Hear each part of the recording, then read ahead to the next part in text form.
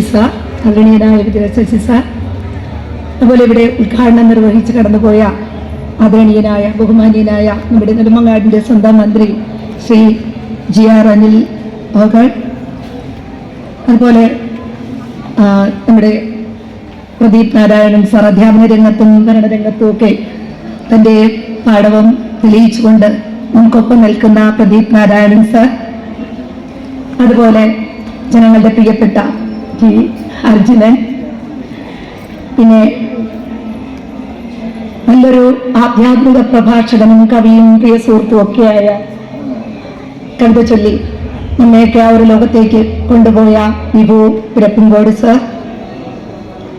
പിന്നെ നന്ദി പറയുന്ന നടരാജപിള്ള, പിന്നെ നമ്മുടെ ഒരു ശ്രേഷ്ഠന്മാരായ ആദരണീയരായ ഇവിടെ ഈ സമ്മാനം അമ്മൻ പുരസ്കാരം ഏറ്റുവാങ്ങുന്ന ആദരണീയരായ വിശിഷ്ട വ്യക്തിത്വങ്ങൾ,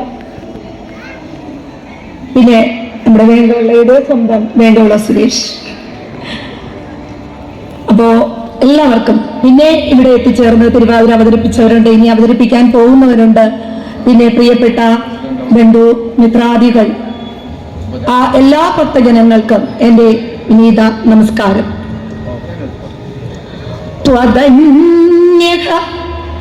പാണിഭ്യാമഭയവരദോ ദൈവദഗണഃ തുമേകാ നൈവാസി പ്രകടിതവരാത്യഭ്നയാ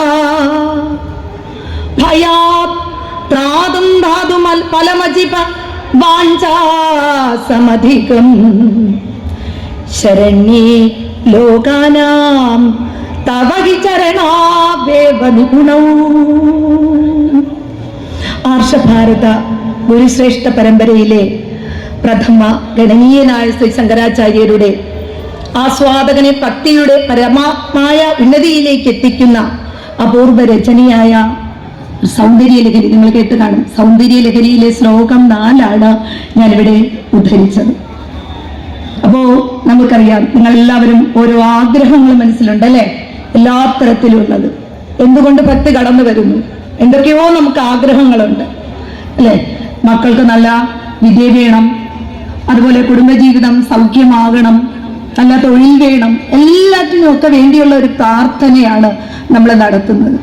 അതുപോലെ ഈ സൗന്ദര്യലഹരി എന്ന് പറയുന്ന എല്ലാവർക്കും അത് ഉപയോഗിക്കാം. കാരണം അതിനകത്തുള്ള ശ്ലോകങ്ങളൊക്കെ തന്നെ പ്രധാനപ്പെട്ട ശ്ലോകങ്ങളൊക്കെ ഞാൻ പറയാം. ഇതൊക്കെ നിങ്ങൾക്ക് സന്ധ്യയ്ക്ക് വിളക്ക് കത്തിച്ച് വയ്ക്കുന്ന സമയത്ത് മക്കളോടൊപ്പം ഇരുന്ന ആ ഒരു പാത്രത്തിൽ അരിയെടുത്ത് അതിൽ വിളക്ക് കത്തിച്ച് ഈ ശ്ലോകങ്ങൾ നിങ്ങൾ ഉരുവിടുകയാണെങ്കിൽ തീർച്ചയായും നിങ്ങൾ ആഗ്രഹിക്കുന്നതൊക്കെ നടക്കും. എന്ന് വെച്ചാൽ നമ്മുടെയൊക്കെ ഉള്ളിന്റെ ഉള്ളിൽ എന്തിനായി ക്ഷേത്രത്തിൽ വരണമെന്നൊക്കെ അറിയാം.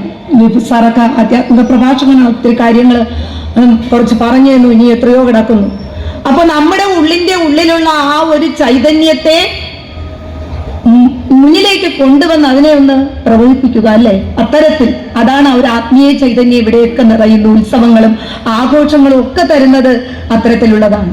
അപ്പൊ ഇവിടെ ഈ ശ്ലോകത്തിൽ അല്ലയോ സർവാർത്ഥ സാധികയെ ലോകങ്ങൾക്ക് ആശ്രയമായിട്ടുള്ള അവിടുന്ന് ഒഴികെയുള്ള ദേവതമാരെല്ലാം കൈകൾ കൊണ്ട് അഭയവും വരവും നൽകിയിരിക്കുന്നവരായിരിക്കുമ്പോൾ അവിടെ നിന്നാകട്ടെ മുദ്രകളുടെ അഭിനയമൊന്നും പ്രകടിപ്പിക്കുന്നില്ല. സർവ ഭയങ്ങളിൽ നിന്നും രക്ഷിക്കുന്നതിനും അതുപോലെ ആഗ്രഹിക്കുന്നതിലൂടെ സൽഫലങ്ങളെ കൊടുക്കുന്നതിനും അവിടുത്തെ പാദാരന്ധങ്ങൾ തന്നെ സമർത്ഥമായിരിക്കുന്നല്ലോ. ഉപാസകന് ദേവിയുടെ പാദസ്മരണ കൊണ്ട് തന്നെ വരഭയദാനം അഭയദാനങ്ങൾ ലഭിക്കുന്നു, ആവോളം ലഭിക്കുന്നു എന്നാണ് ഇത് അർത്ഥമാക്കുന്നത്. അപ്പോൾ ഇതിനകത്ത് നമുക്ക് നിങ്ങൾ നോക്കുക, അത് വായിക്കുക, ഒരുപാട് കൃതികളുണ്ട്. അപ്പൊ അതിനകത്തൊരു യന്ത്രം തന്നിട്ടുണ്ട്. ആ യന്ത്രത്തകടില് തീർച്ചയായും പറയുന്ന രീതിയിൽ പൂജ ചെയ്താൽ നമുക്ക് ഫലശ്രുതിയും സമ്പദ് സമൃദ്ധിയും ഒക്കെ ഉണ്ടാകും, രോഗശാന്തി ഉണ്ടാകും. മനസ്സിനെ ഒന്ന് ഉത്തേജിപ്പിച്ചെടുക്കുക, ഉള്ളിൽ ആത്മീയ ചൈതന്യത്തെ മുന്നിലേക്ക് കൊണ്ടുവരിക. അതുപോലെ ശ്ലോകം 15, ശ്ലോകം 26 ഒക്കെ ശത്രുവിജയവും അതുപോലെ സകല കാര്യമേന്മയും ഒക്കെ ഫലമാണ്. നമുക്ക് ഈ രോഗശാന്തിക്കും വിദ്യാഗുണത്തിനും ആഗ്രഹ പൂർത്തീകരണത്തിനും ഒക്കെ ആയിട്ട് ഈ ശ്ലോകങ്ങൾ യഥാവിധി പൂജാവിധികളോടെ ചെയ്യാവുന്നതാണ്. അപ്പോൾ നമുക്കറിയാം ഈ സൗന്ദര്യലഹരിയിലെ ദേവിയുടെ സൗന്ദര്യ വർണ്ണനയാണ് നടക്കുന്നത്. നമുക്കറിയാം ക്ഷേത്രങ്ങളൊക്കെ തന്നെ ദേവി വന്ദന, ഒരു കാലത്തെ മാതൃദേവതാ സങ്കല്പം, മാതൃദേവതാരാധനയുടെ തുടർച്ചയായിട്ടാണ് ഇത്തരത്തിലുള്ള ആ ഒരു രീതി, ഉത്സവ ആഘോഷങ്ങൾ, ഈ ദേവി പൂജയൊക്കെ കടന്നു വന്നതെന്നറിയാം.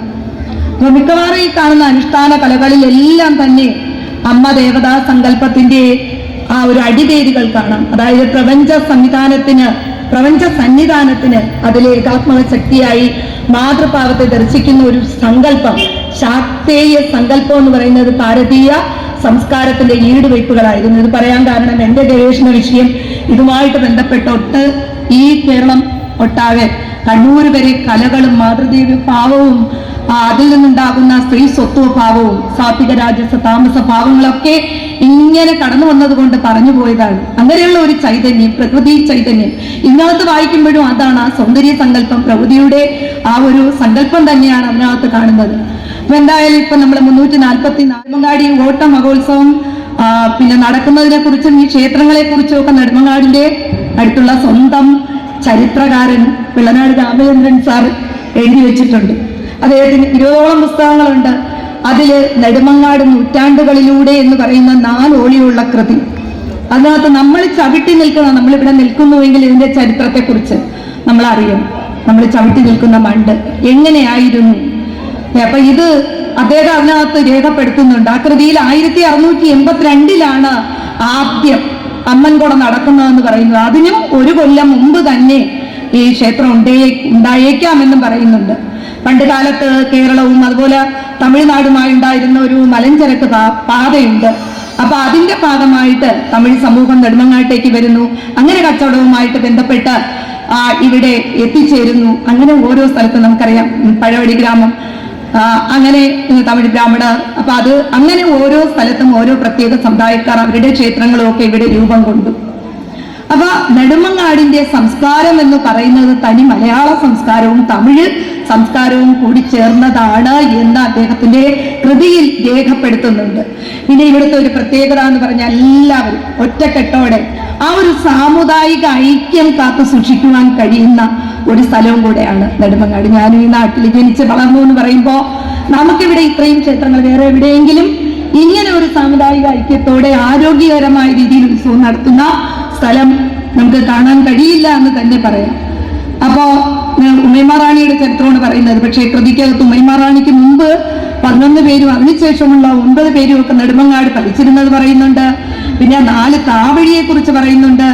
അതിൽ പറയുമ്പോൾ തേച്ചിങ്ങനാട്, തൃപ്പാപ്പൂർ, ഇളയിടം, ഈ നെടുമങ്ങാട് കേന്ദ്രീകരിച്ചുള്ള പേരകത്താവഴിയിലേക്കൊന്നും കൂടുതൽ നടക്കുന്നില്ല. അപ്പൊ ഇവിടെ നമ്മൾ അതൊക്കെ ഓർക്കുന്നതല്ലായിരിക്കും. ചരിത്രമൊക്കെ എപ്പോഴും ആ ചരിത്രവും സംസ്കാരവും ഒക്കെ ഇടപഴകിയാണ് നമ്മൾ മുന്നോട്ട് പോകുന്നത്.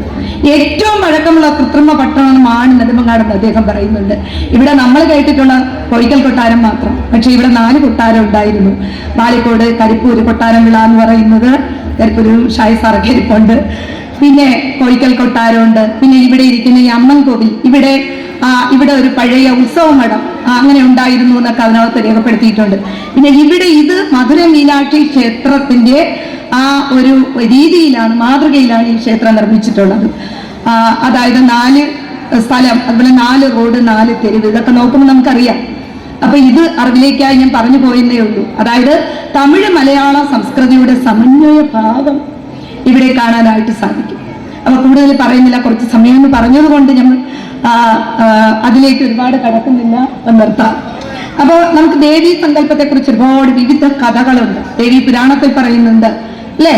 അപ്പൊ പണ്ട് മഹാവിഷ്ണു ബാലസ്വരൂപിയായി അങ്ങനെ ആലിലയിൽ ചയിക്കുന്ന സമയത്ത് വിഷ്ണുവിന്റെ മനസ്സ് ഇങ്ങനെ ചിന്തിക്കുകയാണ്, എന്നെ സൃഷ്ടിച്ചത് ആരാണ്, എന്റെ കർമ്മം എന്താണ്? ഇങ്ങനെയൊക്കെ ചിന്തിക്കുമ്പോൾ ബാലമനസ്സിന്റെ ആകുലത കണ്ട ആർദ്രയായ പരാശക്തി തത്സമയം ഒരു അശരീരി വാക്യം മുഴക്കി, ഈ കാണുന്നതല്ല ഞാൻ തന്നെയാണ്. വ്യവസാറൊക്കെ പറഞ്ഞു കഴിഞ്ഞു. ഞാൻ ഒഴികെ ഈ സനാതനമായി യാതൊന്നുമില്ല, ഒടുക്കവും തുടക്കവും ഒക്കെ എന്നിൽ തന്നെയാണ്. പിന്നീടാണ് ആദി പരാശക്തിയുടെ 5 രൂപം, ദുർഗാ, ലക്ഷ്മി, സരസ്വതി, സാവിത്രി, രാധ എന്നിങ്ങനെ കടന്നു വരുന്നതെന്നൊക്കെ അതിൽ പറയുന്നുണ്ട്. പഞ്ചദേവിമാർ, പിന്നെ വരുന്ന അംശാവതാരങ്ങൾ, ഇവിടെയൊക്കെ കാണുന്ന, ഞാൻ കലകളിൽ അന്വേഷിച്ചു പോയപ്പോൾ കണ്ടതാണ് ഞാൻ സ്ത്രീ സ്വത്വ ഭാവമായിട്ട് സാത്വിക രാജസ താമസ ഭാവങ്ങൾ.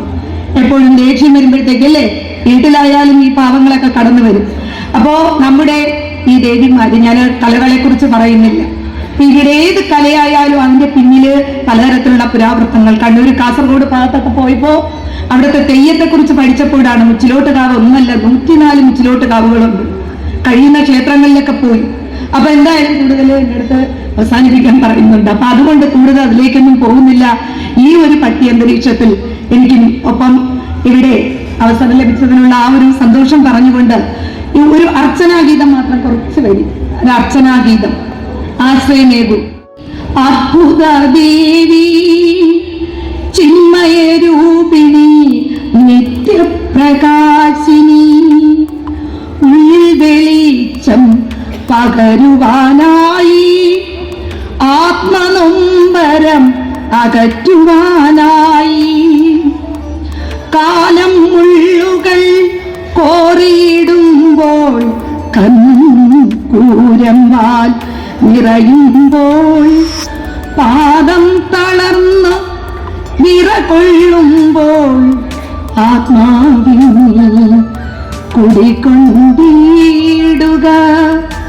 ആശ്രയമാകാൻ കനിവു ചൊരിയുക, അവിഷ്ടപ്രദായിനി അരികിലണയുക, നന്മയും സൽബുദ്ധി മോദിടുവാൻ വൈകാതെ ഒപ്പം അണഞ്ഞിടുക, ധനവും ധാന്യവും ജയവും ധൈര്യവും സൗഭാഗ്യമൊക്കെയും അവിടുന്നല്ലേ. നമ്മള് ധനലക്ഷ്മി, ധാന്യലക്ഷ്മി, ജയലക്ഷ്മി, ധൈര്യലക്ഷ്മി, വരലക്ഷ്മി എന്നൊക്കെ ആരാധിക്കുന്നുണ്ടല്ലേ. ദുർഗയും ലക്ഷ്മിയും സരസ്വതിയും സാവിത്രി രാധയും നീ തന്നെയല്ലേ. ഭൂമിദേവിയുടെ ഉടലെടുക്കുന്നതിന്റെ കുറെ കഥകളൊക്കെ ഇതിനകത്ത് കടന്നു വരുന്നുണ്ട്. കൂടുതൽ വരികളിലേക്ക് ഞാൻ കടക്കുന്നില്ല. എന്തായാലും ഇവിടെ എത്തിച്ചേർന്ന് ഇതെല്ലാം ശ്രമിച്ച എല്ലാ ഭക്തർക്കും ദേവിയുടെ കൃപാകടാക്ഷം ഉണ്ടാവട്ടെ എന്ന് പ്രാർത്ഥിച്ചുകൊണ്ട് എല്ലാവർക്കും മൺകൊട മഹോത്സവ ആശംസകൾ നേർന്നുകൊണ്ട് എനിക്ക് ഇവിടെ അല്പം സംസാരിക്കാൻ അവസരം ലഭിച്ചതിലുള്ള സന്തോഷം ശ്രീഷ്ണോടും ബന്ധപ്പെട്ടവരോടും ഒക്കെ അറിയിച്ചുകൊണ്ട് എൻ്റെ പ്രിയപ്പെട്ട ആൾക്കാരെയൊക്കെ ഒന്ന് കാണുവാനുള്ള അവസരം ദേവിയുടെ ഒരു അനുഗ്രഹം കൊണ്ടാണ്, ഭാഗ്യം കൊണ്ടാണ് ഇതൊക്കെ സിദ്ധിക്കുന്നത് എന്ന് തന്നെയാണ് ഞാൻ കരുതുന്നത്. എൻ്റെ അമ്മ ഇറങ്ങുമ്പോഴും പറഞ്ഞു ദേവിയെ പ്രാർത്ഥിച്ചുകൊണ്ട് ദേവിയെല്ലാം ഭംഗിയായി നടത്തി തരുമെന്ന്. അതെപ്പോഴും ഓർക്കാറുണ്ട്. അപ്പൊ എന്തായാലും പിന്നെ എല്ലാ സന്തോഷവും പങ്കുവെച്ചുകൊണ്ട് നിർത്തുന്നു. നന്ദി, നമസ്കാരം.